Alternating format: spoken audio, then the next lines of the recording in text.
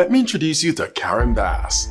Back in the 1970s, community activist Karen Bass went on at least 15 trips to Cuba, many with a group known as the Venceremos Brigade, a Marxist group started by the Castro regime to subvert American interests, weaken democracies, and spread communism around the world.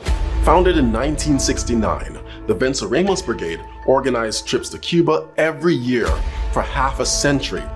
They attracted the most radicalized and delusional segments of the American left, including overtly Maoist and pro-Soviet communist groups. In fact, a Los Angeles police investigator who infiltrated the group testified to Congress saying that to be a member of the brigade, you had to be confirmed as a Marxist-Leninist. As a brigadista and then moving up the ranks to organizer for the Venceremos Brigade, Karen Bass visited Cuba every 6 months. Their mission? To radicalize young, impressionable American leftists in terrorist tactics and guerrilla warfare. Members of the Venceremos Brigade were even taught how to make bombs. Jesus Christ! Karen Bass admits, on her many pilgrimages to Cuba, she went to see Fidel Castro speak several times, even calling him charismatic, and upon his death, praised him, saying, "The passing of Commandant en Jefe is a great loss to the people of Cuba,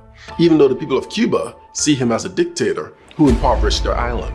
Another group, the M19, took its belief in revolutionary anti-imperialism to extremes, violent extremes. The M19 was the first and only women-created and women-led domestic terrorist group.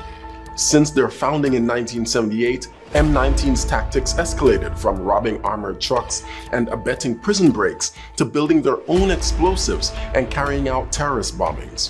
From 1983 to 1984, M19 bombed an FBI office, the Israel Aircraft Industries building, the South African consulate in New York, DC's Fort McNair, and Navy Yard, which they bombed twice.